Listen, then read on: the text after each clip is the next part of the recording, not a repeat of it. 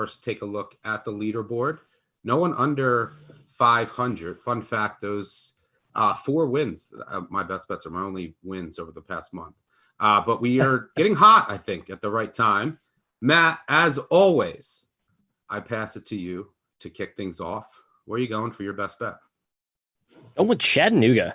Just as we start this program, there's some big time steam coming in on the mocks. It's been bet up to 13, a lot of shops. I would take it up to 13 personally.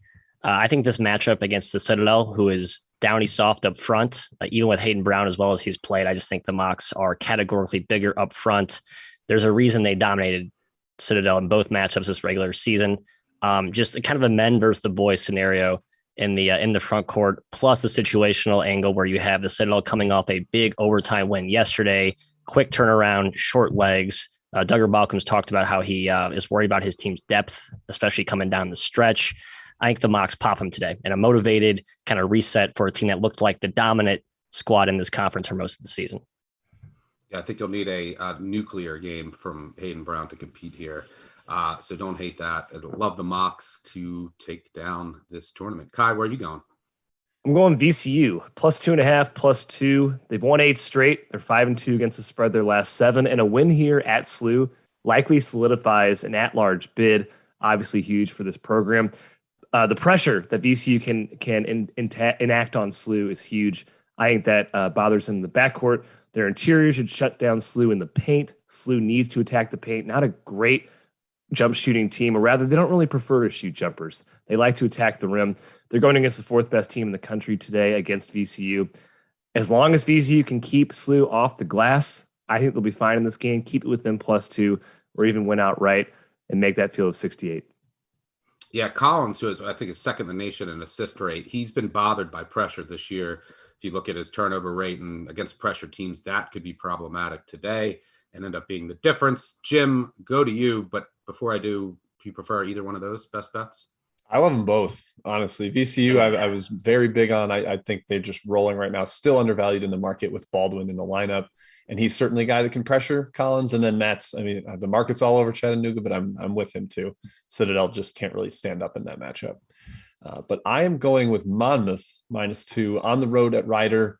Last game of the year for both teams. Not a lot to play for in terms of seeding, so we could maybe see some player resting on both sides. But then I just come back to the fact that Monmouth is better. I think their predictive rankings have been depressed by some weird blowouts. Marist in particular has kicked their butt twice this season. I was shocked to see the spread as low as it is. I don't buy home court mattering much in this conference. So I like the road team just kind of by default in the NAAC. And then I just don't know how Ryder scores. They've got offensive issues, and I really like the defensive fortitude of this Monmouth squad. So at only 2, they only won by 2 at Monmouth. So if you're into the first matchup, maybe that is a little bit of a warning sign, but I just think they're categorically better than Ryder. They're better coached. So give me the Hawks on the road. Yeah, from a numbers perspective, don't hate it. I'm a little timid with Monmouth just because of some of those head-scratching performances that you mentioned, but agree from a numbers perspective. Me personally, I'm going to go with New Mexico +4 at home against UNLV. New Mexico, just Jekyll and Hyde, much better team at home. UNLV has been a wagon of late. Bryce Hamilton's been unstoppable, but they're coming off just a crazy stretch, coming off a Wyoming win, and they were just playing the top teams in the conference and playing them very well. But, not going to New Mexico, who's trying to avenge a 30-point loss earlier in the season. You have the Mountain West Conference tournament coming up. You're already locked into positioning. Feels like a little bit of a flat spot, and I don't mind taking New Mexico as a home dog here. That'll wrap up best bets.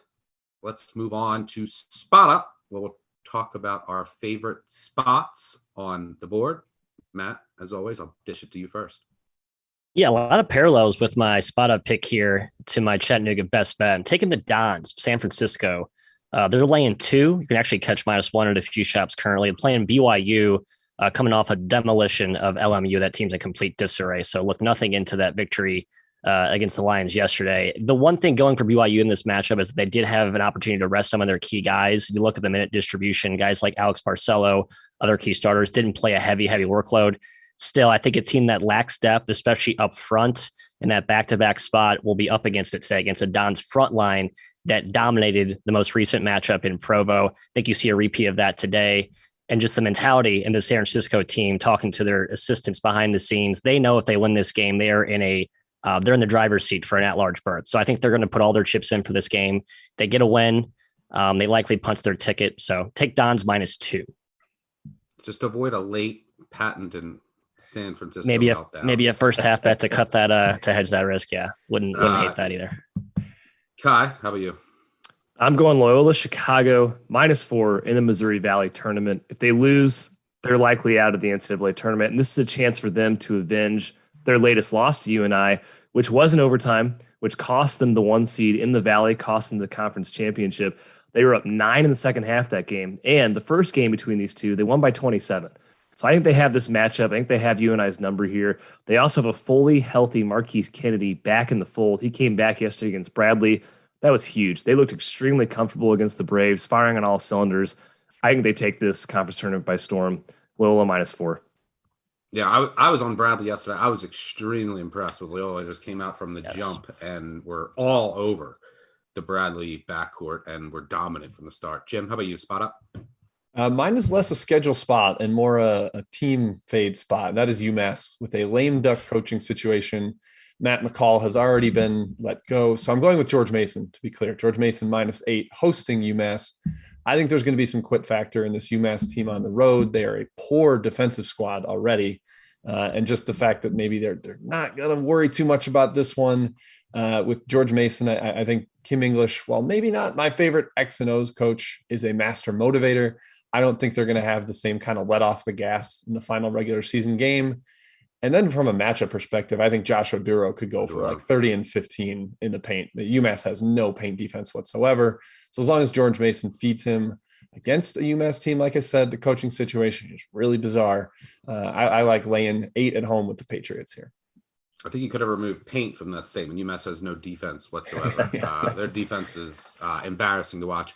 For my spot, I'm going to go with, I guess we're going back to the Mountain West with another home dog. I'm going to go with Nevada at home, catching 4 against San Diego State. I know San Diego State can get the 2 seed with a win. What's the difference between a 2 and a 3? They're already safely in the tournament. This week, look, I mean, they went to altitude. They beat Wyoming in a physical game. Then Thursday, you beat Fresno State in double overtime. Now you have a quick turnaround and going to a Nevada team that's fully healthy now. And I don't think the market's probably pricing that. I was on them +10, which I thought was too high against Boise State. I think this is a bit too high in a good spot. The other thing that I like here, and by the way, Nevada lost by 2 at San Diego State without Washington and without Sherfield.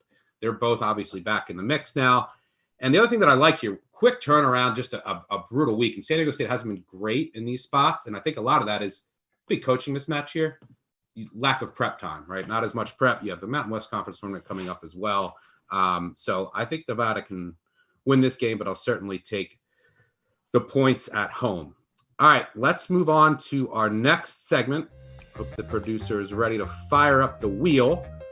This is where we spin the wheel. We have a bunch of random games on the wheel. We'll spin it. Wherever it comes up, throw it around to the crew and say what we like or what our thoughts are. Producer, cue the music and spin the wheel.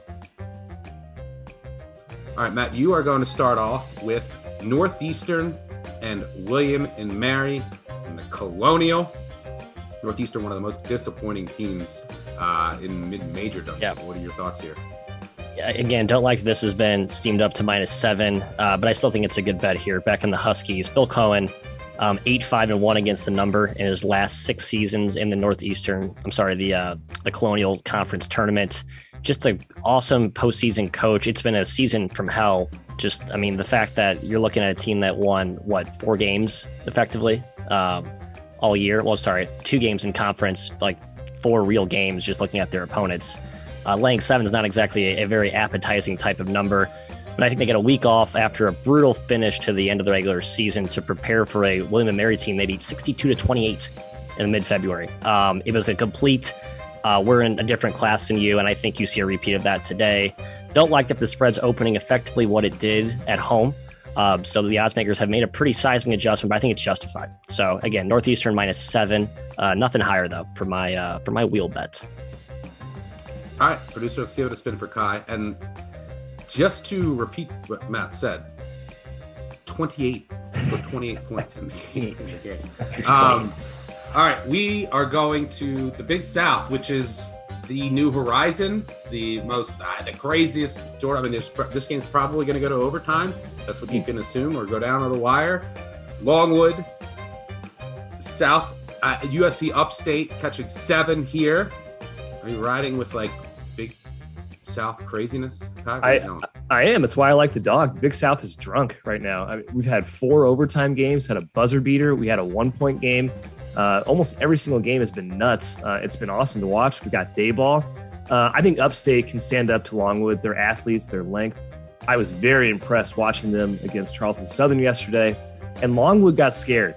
They almost cracked yesterday against A&T. You saw their backs against the wall a bit. They probably should have lost that game. I think Upstate can scare them again here and hang with them, especially within 7 points. So give me Upstate +7. I agree with you, but I'm also scared after having A&T +7 yesterday. So hopefully this game. Hopefully we don't want overtime. I don't know. Who knows? All right, let's give a spin of the wheel for Jim. All right, Jim. We are going to the SEC. South Carolina at Auburn. Auburn can clinch everything here. What do you got?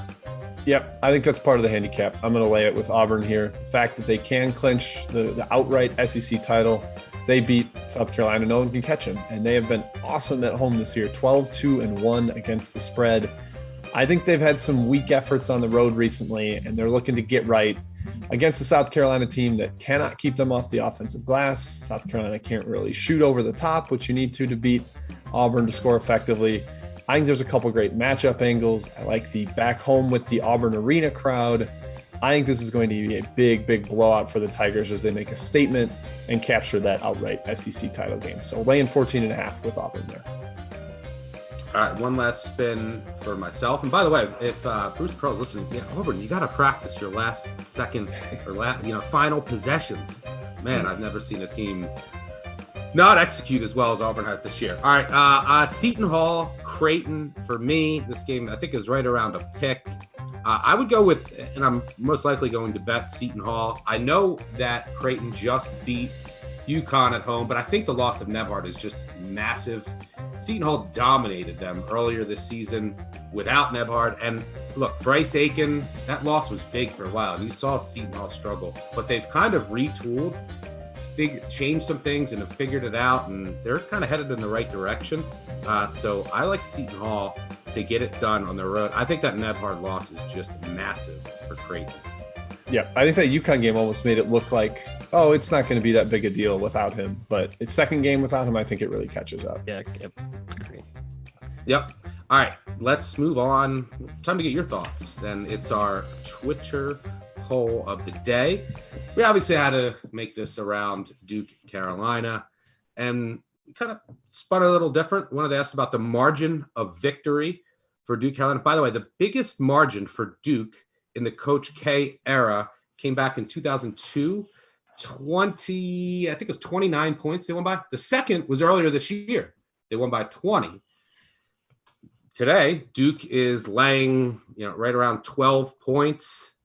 For what it's worth, Coach K only 8-19 against the spread at home against Carolina. So we asked you, how much is Duke going to win by? And you guys went with the clear answer, I think, the logical answer, Duke by 10-20. You could have went, 0-10, 20 plus, or opt for the craziness of UNC outright. Matt, do you agree with the crowd or not? Kind of torn on this one. I think Duke's the right bet, but the way I handicapped this was I think Duke comes out and smacks them in the first half. I'm looking to bet Duke -7 for the first half, but once you get into the second stanza, UNC can certainly put plenty of garbage points on the board with their offense when they're clicking. You can also see Duke taking their foot off the gas pedal on defense. When they're locked in and engaged, they can suffocate anyone, but when they're not mentally engaged, this young Duke team, they can be scored on. So I think the Duke first half angle is where I'm putting my money. Okay. I'm doing this for the soundbite. UNC outright. Pandemonium ensues. UNC fans get the win over Coach K in his last game at Duke. They clinch a bid to the NCAA tournament. That's right. Tar Heels get it done as a 12-point dog. Wow. That would be stunning. By the way, I would personally look at if there was a prop for this over Carolina fouls. Coach K's last home game. Jim, do you agree with the crowd here? Yeah, I do. It's kind of the boring answer, but between 10 and 12 between 10 and 20, to be clear, I think Duke covers if I had to bet it. So between 13 and 20, I guess would be my real answer in this one. But yeah, the spread is very rarely this high. I think it's the highest since 2010 in this matchup. There've been a couple 10-point spreads, but not actually up over that number. Matt kind of mentioned it. When this Duke team is locked in and engaged, they give a pretty great effort. Their ceiling is as high as anybody. And this is not a dead spot in their schedule. They're going to be very hyped for this one. So I think we get a really strong Duke effort, maybe some nerves because of the situation and the circumstances, but I still like Duke there. Yeah, that would be my only counter to the first half angle is that how do they handle all of the just hysteria and the build up to this game and the hype and the crowd. Could work against them, could work for them, and then everything just snowballs on Carolina. That'll just be an interesting dynamic to watch because the crowd should be insane to watch. From an entertainment value, this game is must-see TV. All right, recap. Matt, you went Chattanooga, San Francisco, Northeastern. Kai, you went VCU, Loyola, and Upstate. Jim, you went Monmouth, Mason, and Auburn. And I went Hall, Nevada, and New Mexico.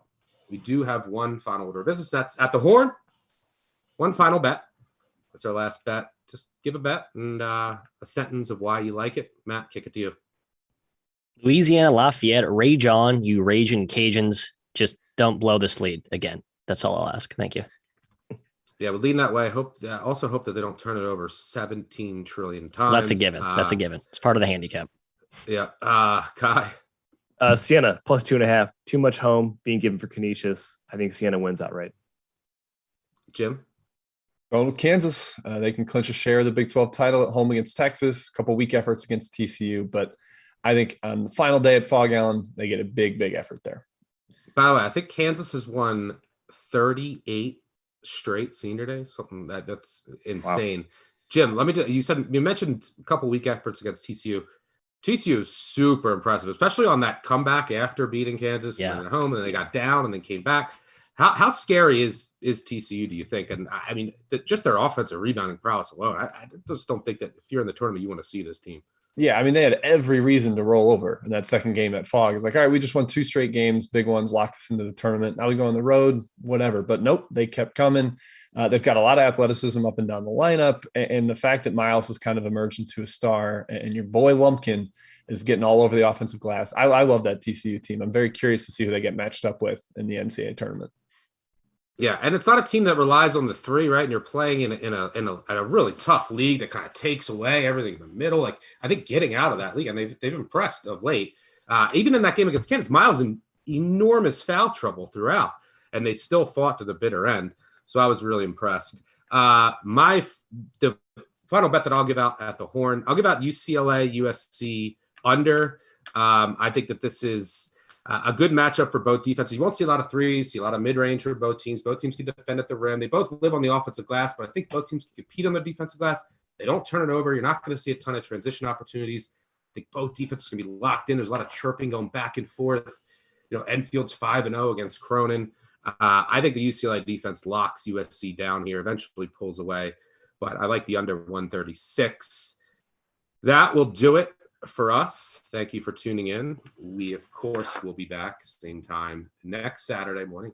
And by the way, make sure you check out Big Bets on Campus podcast, wherever you listen to podcasts. Myself, Jim, Matt, Kai, tomorrow. We are recording just an enormous amount of content for all of the conference tournament previews this upcoming week. We'll have 3 podcast episodes out on Monday. So make sure you check that out. And of course, download the award-winning Action Network app. Thanks for tuning in. Good luck on your wagers today and throughout March. And we'll see you next week. Cheers.